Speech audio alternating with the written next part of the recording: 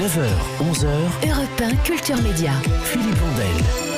Les radios privées sont en colère et elles l'ont fait savoir dans un communiqué hier. En cause, les règles qui régissent la publicité sur les radios publiques, celles de Radio France. Des règles qui pourraient bientôt changer. Concrètement, les recettes publicitaires de Radio France pourraient ne plus être limitées, ce qu'elles sont en théorie aujourd'hui. Et cela, de facto, pourrait affaiblir la radio privée, déjà touchée par la baisse des investissements publicitaires, baisse due à la crise actuelle. Bonjour Constance Binquet. Bonjour Philippe Vandel. Vous êtes en quelque sorte la patronne ici. Vous êtes la présidente du pôle news du groupe Lagardère. Vous dirigez donc, entre autres, les 3 radios du groupe, RFM, Virgin Radio et Europe 1, radios directement concernées par le sujet du jour. Je préfère le dire tout de suite. Bonjour Alain Liberty.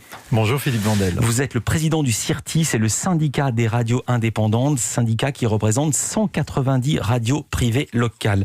Alors, pour bien comprendre la situation actuelle, il faut prendre un peu de temps et revenir en arrière. C'est un peu technique, mais je vais expliquer. Pendant des années, la pub a été interdite sur les antennes de Radio France, financée alors uniquement par de l'argent public. Puis, en 2016, elle a été autorisée et les radios privées qui ne vivent que de la publicité avaient protesté. Alors l'État avait instauré une limite de recettes pour Radio France, pas plus de 42 millions d'euros par an. Et c'est cette limite de recettes qui est aujourd'hui remise en cause. Elle pourrait disparaître, ce qui permettrait à Radio France d'augmenter ses recettes publicitaires. Et c'est l'une des dispositions du nouveau contrat d'objectifs et de moyens qui doit être signé entre l'État et Radio France pour la période 2020-2022. Pardon pour ce préambule un peu long, mais sinon on ne comprend pas l'enjeu. Constance Binquet, pourquoi ce déplafonnement pose-t-il problème aux radios privées ? Alors il faut savoir que les radios privées vivent à 100% des revenus publicitaires, que c'est un modèle qui est en ce moment très challengé évidemment par le digital, et qu'en plus en ce moment, à cause du contexte sanitaire, nous sommes dans des grosses difficultés économiques.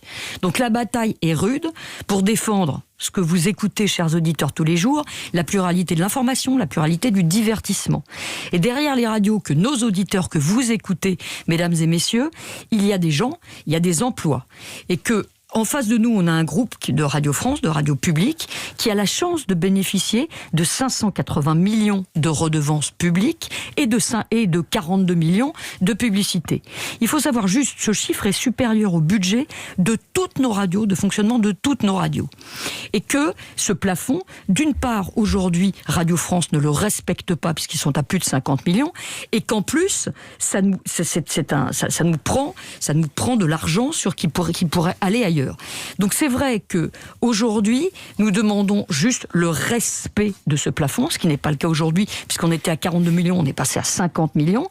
Donc d'abord le respect des textes, et moi je vais même un peu plus loin, on en parlera peut-être avec Alain tout à l'heure, c'est que dans des périodes aussi délicates, peut-être une suppression de la publicité dans ces périodes-là.